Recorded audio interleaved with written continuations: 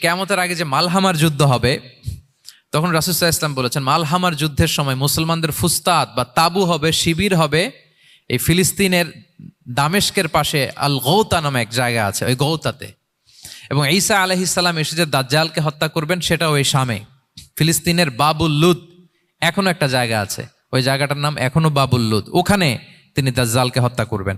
এবং সেখানে একটা সাদা মিনারা আছে, ফেরেশতার পাখায় ভর করে ঈসা আলাইহিস সালাম তখন সেখানে নেমে আসবেন। ওই ফিলিস্তিনের ওই শাম দেশের ওই মিনারার পাশে তিনি এসে পৃথিবীতে তিনি নুজুল করবেন, নুজুল ঈসা আলাইহিস সালাম।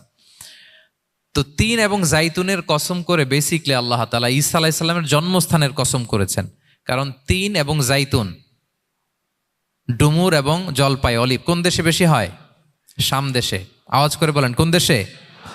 বর্তমান ফিলিস্তিন এবং সিরিয়া, এবং ওই ভূখণ্ডে আল্লাহ নবী ঈসা আলাইহিস সালামের জন্মস্থান। তাহলে এই দুই ফলের কসম করে বেসিকলি আল্লাহ তাআলা ঈসা আলাইহিস সালামের জন্মস্থানের কসম করেছেন।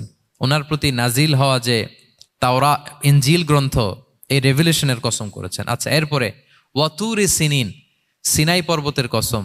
সিনাই পর্বত বা তুর পাহাড় হচ্ছে মিশরে অবস্থিত, আর মিশর হচ্ছে মুসা আলাইহিস সালামের জন্মস্থান। কার জন্মস্থান? মুসা আলাইহিস সালামের জন্মস্থান। তাহলে ওয়াতুরি সিনিন, তুর পাহাড়ের কসম বুঝিয়ে আল্লাহ তাআলা মূলত মুসা আলাইহিস সালামের জন্মস্থানের কসম করেছেন, যেখানে তাওরাত নাজিল হয়েছে।